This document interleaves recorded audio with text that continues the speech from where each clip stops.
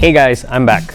My name is Shaurya Srivastav and today I'm going to be talking about the US presidential elections and its impact on the stock market. I've been reading up and a lot of people are saying that if Trump is not re-elected, the market is going to crash. This is because Trump is a lot more supportive in terms of businesses and Biden is more focused on the average American. Does this sound boring to you? Why should we really be concerned by the US elections? Whoever you may be, whether you're a casual mutual fund holder just for the purpose of saving tax on income, or you're a short-term trader like me, the next few weeks could determine whether the market soars up or goes down. This is my 3-point summary on everything you need to know. So the first question is, what happens in an election year in the stock market? I just want to say that the stock market is heavily driven on emotions. And the perception of whether a president is good or bad can really push up the market or push it down.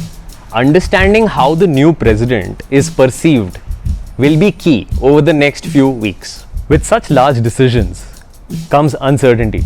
With uncertainty comes volatility. With volatility comes opportunity. Like here. So what we have here is a graph of how the S&P 500 performs on an election year as compared to average years.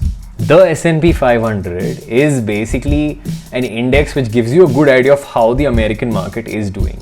So typically on an election year, you'll see that somewhere midway through September, a lot of uncertainty and volatility kicks in, and you have this phase of uncertainty and volatility throughout October where the market has a tendency to dip. You're going to see these two bottoms or a double bottom form here, and understanding this trend could really help you make a quick bit of money.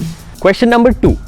Who is better for the economy and the stock market? As a common man, I'm going to focus on tax. I believe tax policy is the most important when it comes to how companies and people will perceive the next president and its direct impact on the stock market.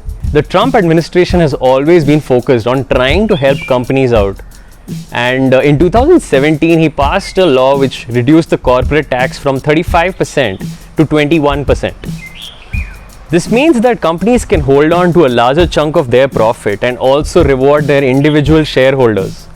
I'm going to assume that if Trump is re-elected, this corporate tax of 21% is going to hold. Biden, on the other hand, has proposed to raise corporate tax from 21% to about 28%. Now, that's a huge difference. There's about a 7% difference in the corporate tax depending on who's going to be elected. Biden has also proposed a law based on booked income. So there's going to be a minimum of 15% companies will have to pay irrespective of their costs and measures to reduce taxes. The last thing I would like to focus on is capital gains tax which individuals pay. Trump is planning to reduce the capital gains tax from 23.8% to approximately 15%, whereas Biden is planning no change on this law.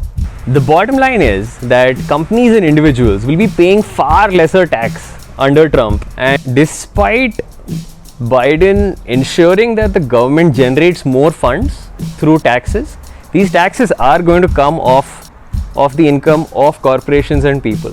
So purely evaluating it from stock market and economics point of view, I do think that the stock market will take the re-election of Trump a lot more positively and may not be as enthusiastic when it comes to Biden being elected.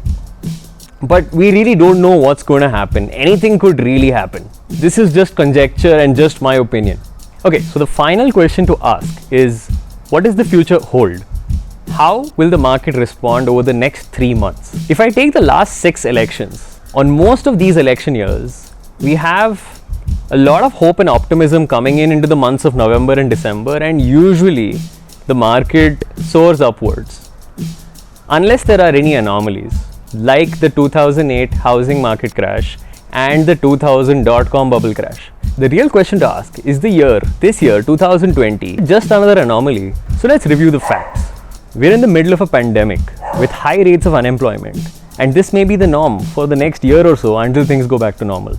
Despite all these problems, the US stock market is at an all-time high.